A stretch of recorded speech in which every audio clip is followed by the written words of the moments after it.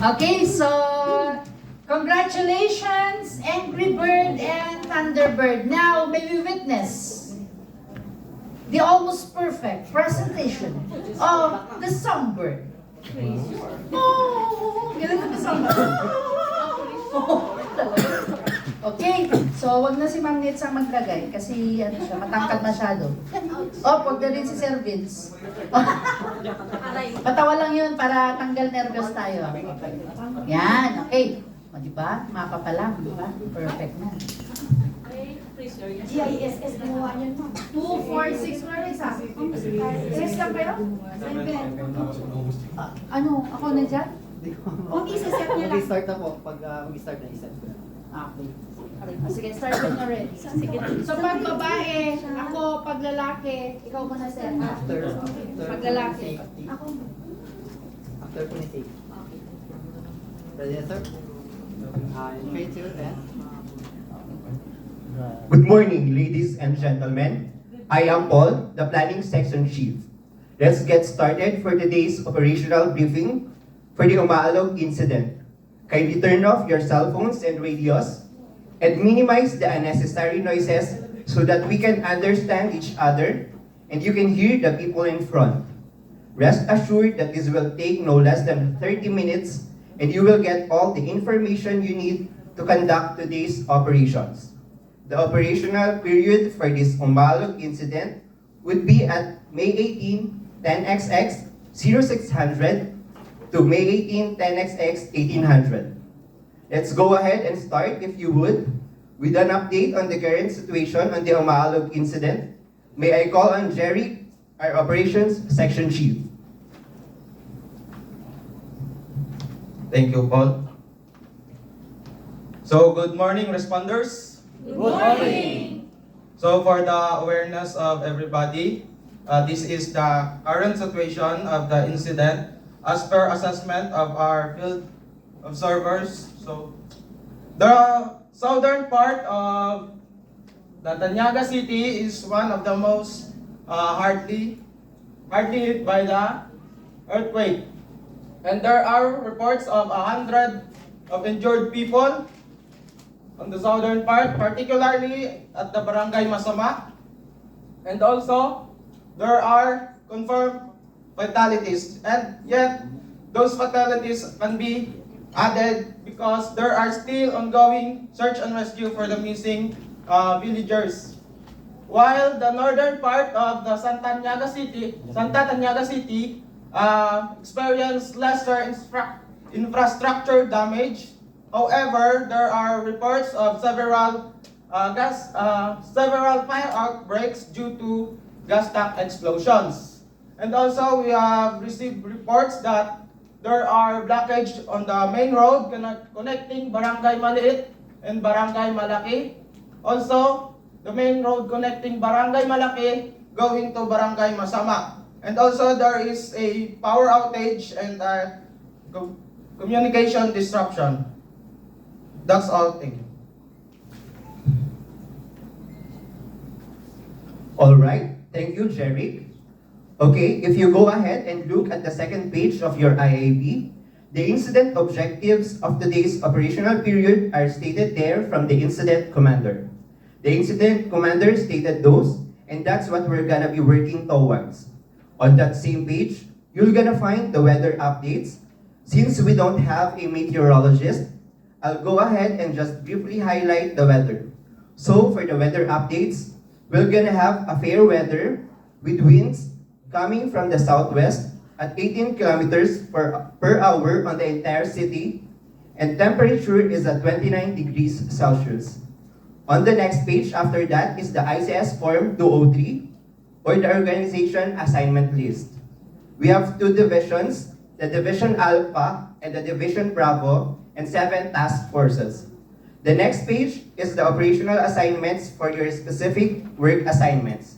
Now answer loud and clear when Jerry calls your name. So Jerry. Thank you, Paul. So as stated by Paul, we have two divisions, the Division Alpha and the Division Bravo. The Division Alpha is assigned at the northern part of Santa Tanyaga City, and the Division Bravo is assigned at the northern part of the Santa Tanyaga City, particularly here in Barangay Masama, which is hardly hit by the earthquake. So, this would be the supervisor of Division Alpha is Ma'am Brenda Mage. Are you here? Present. So, under Division Alpha, we have task forces, and we have Task Force 4, 5, Task Force 6, and 7. So, for Task Force 4, we have Team Leader Mr. Indiana Jones. Are you here? Present. So, you will be leading to conduct search and rescue retrieval operation at Barangay Malihit, Mapait, and Maliwanag. So resources under you are the following. AMBU 7, led by Dr. James Guzman. Are you here? Present. Emergency medical teams. 5, led by Dr. Matthew Bagaw. Are you here? Here. Next is the SRR team 6, led by Ms. Choleng Sak. Are you here? Present. And next is SRR 7, led by Mr. John Smith. Are you here? Present. So, that is for the task force 4. You are to conduct search and rescue again. And for other specials and safety measures, please refer to your form ICS 204. For task force 5, led by Mr. Russell Westbrook. Are you here? Present. So you lead to conduct fire suppression at Barangay Mapait, Maliit, and Maliwanag. Resources under you are the following. Police Squad 11, led by Police Lieutenant Vincent De La Cruz. Are you here? Here. Present. And Emergency Medical Team 6, led by Dr. Jokari Chua. Are you here? Present. We have Fire Engine 8, led by Fire Officer Diego Silang. Are you here? Present. And also Fire Engine 9, led by Fire Officer Juan Luna. Are you here? Here. And next is Fire Engine 10, led by Fire Officer Emilio Jacinto. Present? Yes, present. And lastly, Fire Engine 11, led by Inspector Pedro De Leon. Are you here? Yes, present. So that is for Task Force 2. And again, for your special and safety measures, refer to your form ICS 204. So for Division Bravo, we have Supervisor Ms. Malu Wang. Are you here? Yes, sir. So under Division Bravo, we have 3 task forces. And Task Force 1, led by Lawrence Tamayo. Are you here? I'm here.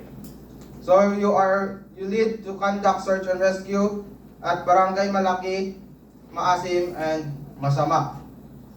So resources under you are the following. Police Squad number 4, led by Juan De La Cruz. Are you here? Yes, I'm here. Police Squad 5, led by Anthony Estuesta. Are you here? Present. And Ambulance number 4, led by Maria Soledad Sap. Are you here? Present. Emergency Medical Team 1, led by Dr. James Guzman. Are you here? Yes, present. Emergency Medical Team 2, led by Dr. Jaime Pede. Are you here? Yes, I'm here. So, and next is the Search and Rescue Team 1, led by Karin Langkay. Are you here? Present.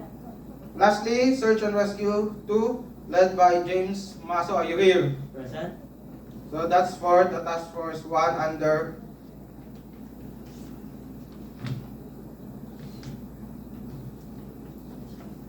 So that's all. Thank you.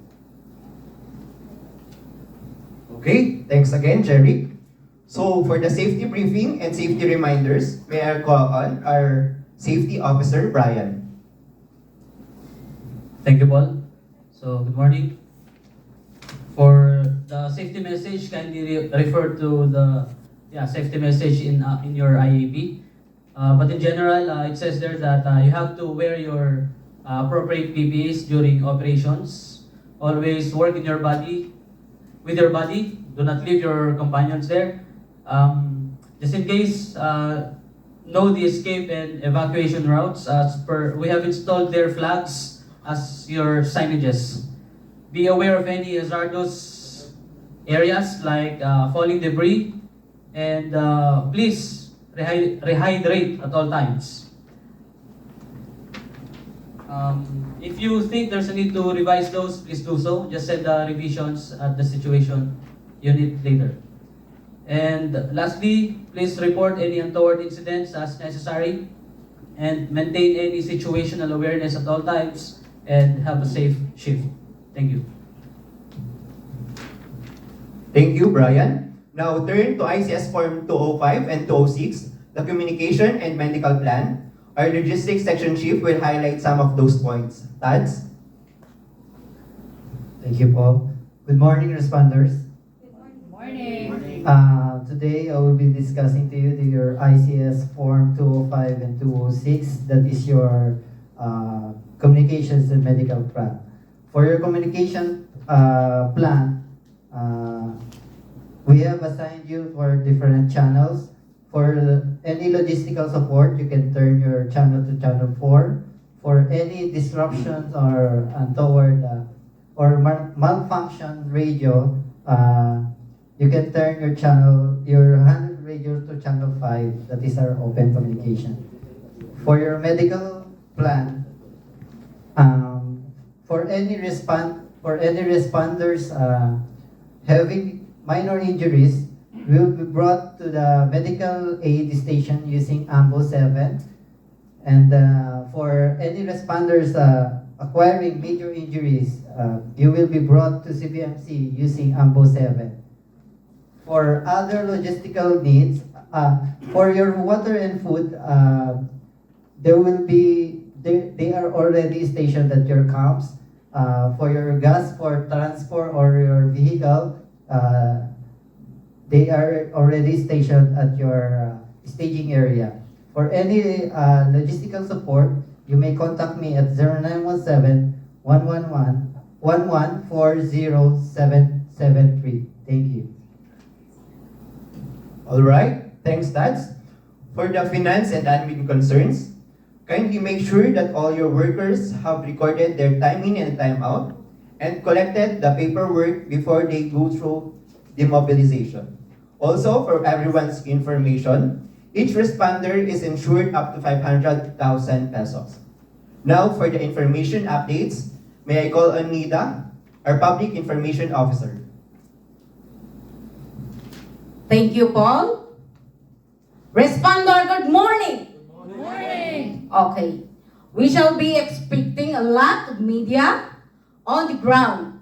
So please do not give any information to them, especially if it will reference and distract our operations.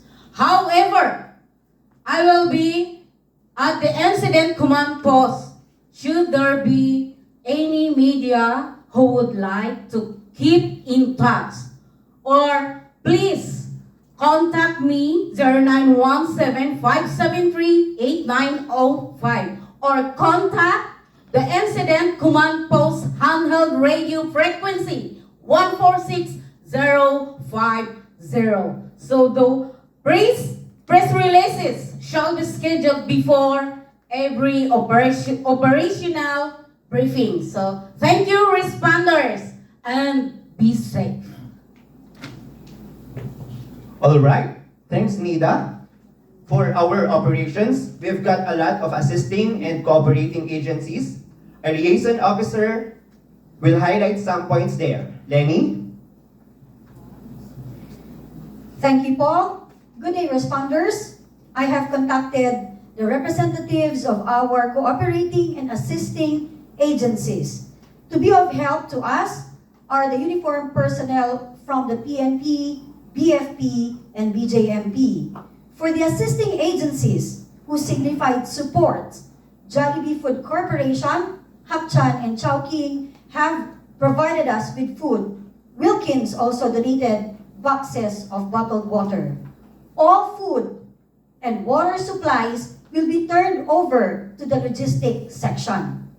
If there are other agencies that you know who have not yet checked in with us, I will be available at the incident command post, and you may contact me at 0915-405-3058. Thank you so much and stay safe. Thank you, Lenny. Now we'd like to hear some words from our incident commander, Vince. Thank you, Paul. Good morning, responders. Good morning. Would like to, on behalf of Barangay Tanyaga, I would like to thank you for being here in the briefing. If there's anything you need, just notify or inform your supervisor. Remember, our top priority is our safety. So, we emphasize that everyone has an important role. Our family is everyone has important. Our family is expecting us to be back at one piece. So, thank you and God bless. Paul. Okay, thanks a lot, Vince. Now that concludes the operations briefing. For any concerns, questions, and clarifications, you may ask them at your designated breakout rooms. For Division Alpha, your breakout session is at room 101.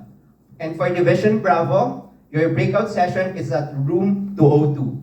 Our next operational briefing is at May 19, 10XX, same time, same place.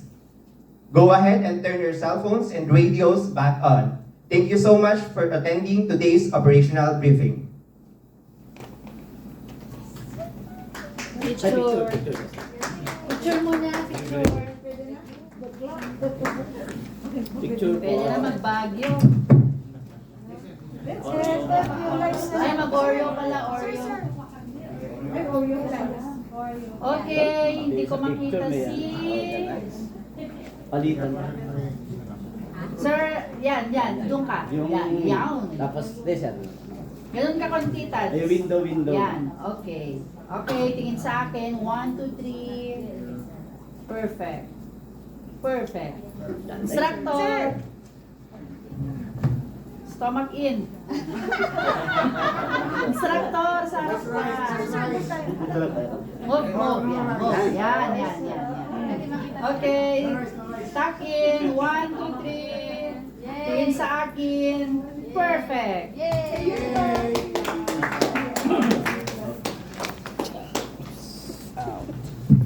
Okay, bigyan po natin ng 5 palakpak ang ating mga sarili.